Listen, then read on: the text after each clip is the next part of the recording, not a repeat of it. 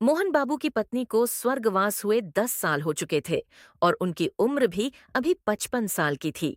यानी कि वो वृद्धावस्था की पहली सीढ़ी पर कदम रख चुके थे। घर में एक बेटा बहू और एक प्यारी सी पोती थी, लेकिन वो भी अब विदेश यूके में सेटल हो चुके थे। कभी कभार वो मोहन बाबू को फोन करके हालचाल पूछ लेते थे, लेकिन उनसे भी मिले उन्हें करीब 5 साल हो चुके थे। उनका बेटा राम सिर्फ नाम से ही राम था, लेकिन वो खुद को एक आदर्श बेटा समझता था, क्योंकि वो हर महीने की पहली तारीख को अपने पिता को 30,000 की एक रकम भेज दिया करता था और घर के बाकी के सारे बिल्स वगैरह वो यूके से ही मैनेज कर लेता था। लेकिन जब कभी मोहन बाबू उसे इंडिया मिलने आने को कहते, तो उसका एक ही रटा रटाया जवाब होता, पापा, आपको पैसे तो भेज ही देता हूँ और फोन पे महीने में एक आध बार बात हो जाती है। फिर आप ये बार बार इंडिया आने को क्यों कहते हो? ये मुझे समझ में नहीं आता। वैसे मैं कोशिश करूंगा कि अगले साल आपसे मिलने आ पाऊं। यही जवाब मोहन बाबू हर महीने सुनते आए हैं। इसी वजह से अब उन्होंने अपने बेटे से मिलने की उम्मीद लगाना छोड़ दिया था। वैसे मोहन बाबू अपने घर का सारा काम खुद करते थे और शायद इसी वजह से उम्र के इस पड़ाव में भी उनका बदन गठीला और स्वस्थ था।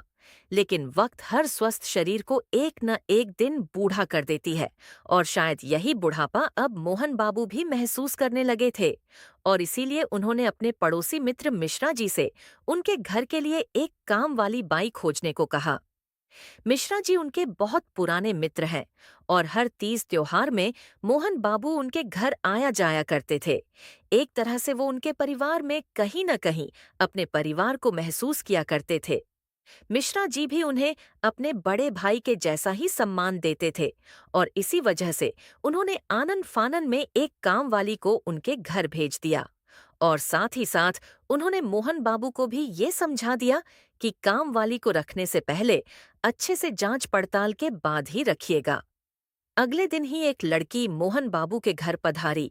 लेकिन ये क्या, ये तो एक छोटी सी 14 से 15 साल की बच्ची थी। मोहन बाबू को मिश्रा जी के इस रवैये से काफी बुरा महसूस हुआ। उन्होंने उसी वक्त मिश्रा जी को कॉल करके खरी खोटी सुनाने लगे। लेकिन जब मिश्रा जी ने पूरी बात बताई, तो उन्हें अपनी जल्दबाजी भरे फैसले पर अफसोस हुआ। दरअसल उस लड़की की माँ सब घरों में काम करके उसके पढ़ाई लिखाई का सारा खर्च उठाती, क्योंकि उसके पिताजी भी अब इस दुनिया में नहीं है। लेकिन कुछ दिनों से उसकी बीमारी की वजह से वो लड़की खुद अपनी माँ की जगह आकर काम करने को राजी हुई थी। मोहन बाबू को उस लड़की में अपनी पोती की झलक दिखाई देने लगी थी। मोहन बाबू ने उस लड़की के सर पर हाथ फेरते हुए कहा, सुनो, तुम्हें मेरे यहाँ काम करने की कोई जरूरत नहीं है। तुम ये पैसे रखो और अपनी पढ़ाई और अपनी माँ का ध्यान रखना, और पैसे की जरूरत हो तो बता देना, हिचकिचाना मत। उस लड़की का सर उनके लिए आदर से झुक गया और वो उनके पैर छूकर भाव विभोर हो उठी और फिर उन पैसों को लेकर कमरे से निकल गई। उसके कमरे से निकलते ही मोहन बाबू को याद आया कि उन्होंने तो उसका नाम तो पूछा ही नहीं। अगले ही दिन मिश्रा जी ने एक और कामवाली को मोहन बाबू के घर भेज दिया। मोहन बाबू उस समय अपने लिए चाय बना रहे थे कि तभी डोरबेल बज उठी। उन्होंने चाय को अपने लिए एक कप में लेकर घर का दरवाजा खोला और सामने का नजारा देख उनकी आंखों की पुतलियां बड़ी हो गई और दिल भी किसी नवयुवक की तरह धड़कने लगा था।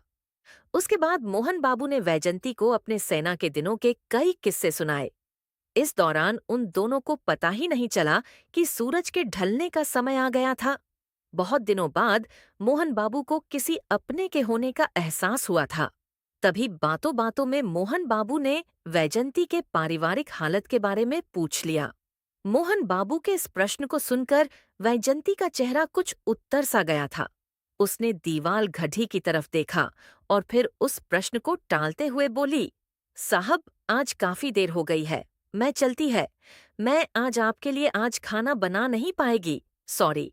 इतना कहकर वो हडहड्डा कर उठी और घर से बाहर निकल गई।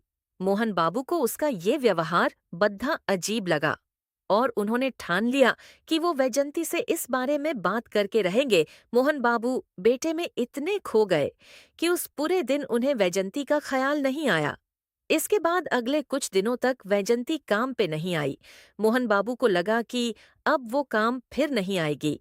कुछ और दिन बीते, राम वापस यूके चला गया और मोहन बाबू एक बार फिर से अकेले पडीडीडीएच चुके थे।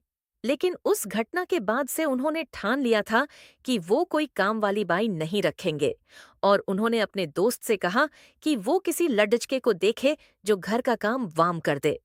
उस घटना को बीते अब 1 साल हो चुके थे। एक दिन वो अपने सुबह सुबह टहलने के लिए सड़क पर चल रहे थे कि उन्होंने देखा कि सामने से एक एम्बुलेंस जोर से आवाज करते हुए सरपथ दौड़ रही थी और अनायास ही उनकी नजर एम्बुलेंस में बैठी वैजंती पर पड़ ढी और उस एक पल के दृश्य में भी उन्होंने वैजंती को पहचान लिया। उन्होंने झट से पास खड़े थे एक ऑटो वाले से उस एम्बुलेंस का पीछा करने को कहा और कुछ ही क्षणों में वो नीलावती अस्पताल पहुंच गए। वो बेतहाशा एक कमरे से दूसरे कमरे में वैजंती को खोज रहे थे कि तभी उन्हें वैजंती दिखाई पड़ रही, जो किसी डॉक्टर से बात कर रही थी और डॉक्टर कह रहा था कि उसकी बेटी की एक किडनी फेल हो चुकी और दूसरी किडनी के लिए लाखों रुपए लगेंगे। इतना सुनना था कि वो उन दोनों के बीच में आकर बोले कि आप मेरी किडनी ले लीजिए। अचानक से मोहन बाबू को देख वैजंती पहले तो चौंकी, फिर मोहन बाबू से लिपट कर रोने लगी।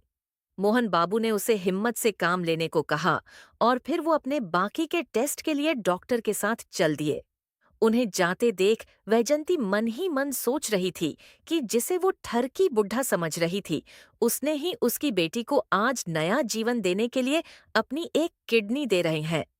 अक्सर हम लोगों को उनकी परिस्थितियों के ऊपर उनका आकलन करते हैं, लेकिन हकीकत ये है कि परिस्थिति तो बदल जाती है, लेकिन लोगों का नजरिया आपकी परिस्थितियां नहीं देखती हैं। वो देखती हैं कि आप उस एक क्षण में सही हो या गलत और उसी से वो आपका चरित्र का आकलन करते हैं।